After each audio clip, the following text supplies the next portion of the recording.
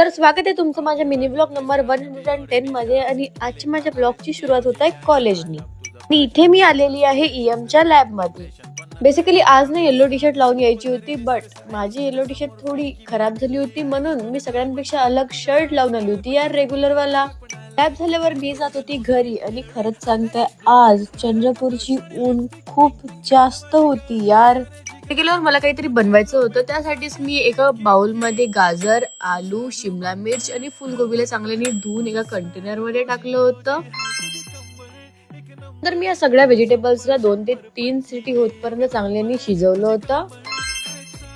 नंतर एका पॅन मध्ये बटरला गरम केल्यानंतर मी त्यात टाकली होती जिरा, chopped ginger garlic, chopped onion. सगळं काही थोडंसं गोल्डन ब्राऊन झाल्यानंतर मी त्यात टाकली होती चॉप्ड कॅप्सिकम. मी त्याच्यात टाकली होती मटर थोडी सॉफ्ट झाल्यानंतर मी त्यात टाकली होती टोमॅटो प्युरी. त्यानंतर मी त्याच्यात टाकली होती होल स्पायसेस विथ पावभाजी मसाला. सगळं काही चांगल्याने कुक केल्यानंतर मी त्याच्यात टाकली होती बॉइल्ड व्हेजिटेबल प्युरी. तर या सगळ्याला 2 मिनिट कुक केल्यानंतर मी याच्यावर टाकली होती dry methi with some coriander. आणि इथे तुमची पावभाजी रेडी झालेली आहे.